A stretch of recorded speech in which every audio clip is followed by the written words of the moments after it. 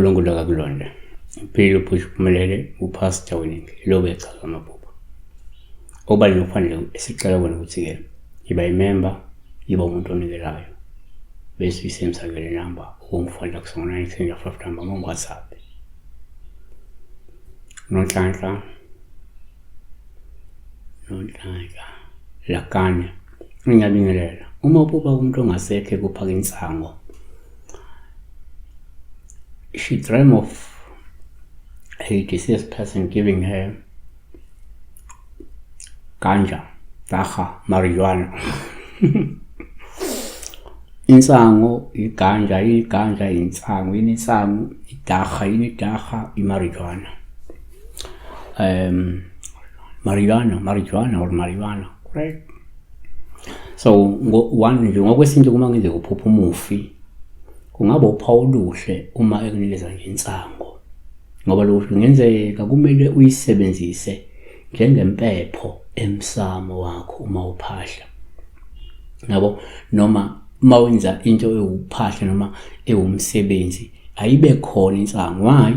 Because omunye umuntu kuyenzeka ukuthi kade phahla noma kade nje enza umsebenzi wesintu, wadisha out ugwayi, sikelidi, wadisha out isinefu, bese a day later or a week later abone sekanikezwe insango. So uyakhona ukuthi wena uma wenza umsebenzi ungayishiyi ngaphandle insango, ayibe khona ibe ingxenye yalogwayi oba khona laphayana ekhaya makunikezwa abantu, ngabe isinefu, ngabe uyiboxer, ngabe usikelidi, yabona, noma bekuyaphahla emsamo. Yabona abanye kuba kanjalo, livela after ekade nje okuthile.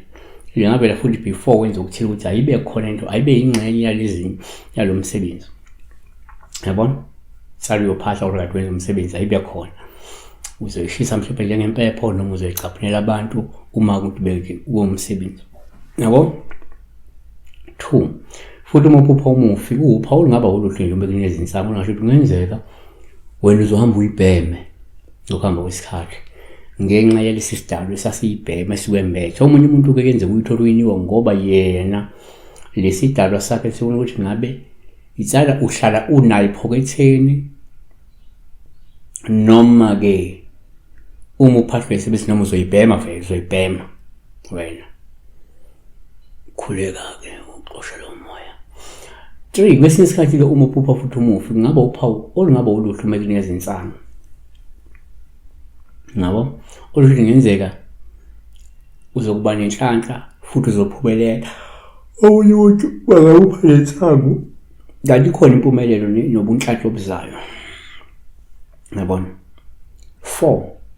Kuyenzeka futhi uma uphupha umufi kuba uphawu oluhle uma kunikeza insango. Ngisho ukuthi kungenzeka kade unikezwe ikhambi elizokusiza uma ukuthi uyagula, lizokusiza likulaphe uma ungalisebenzisa. So omunye umuntu kuyenzeka ukuthi mhlawumbe unenkinga ekuhlupha njengamanje, kunento ohlezi ukhathazeke ngayo, mhlawumbe ukhathazeke ngekhanda, mhlawumbe uhlezi ushaywa yikhanda ngiyabekisa, or uhlezi uhlutshwa isifuba, ulale ucabanga ngesifuba, ulale ucabanga ngekhambi elingakusiza kulesifuba. So ubona umuntu usenikeza insango, hayi uhlele insango uyithathele leyo, mhlawumbe uyibilise uyiphuze ngoba lona khambi, ngoba omunye unika njengekhambi lento ukuthi uma ungasensa lento le iyona izokusiza kule nkinga onayo. Ubheka inkinga onayo ngaso sikhathi eyokugula, uyisebenzisa ke leyo nsango lapha. Yabona?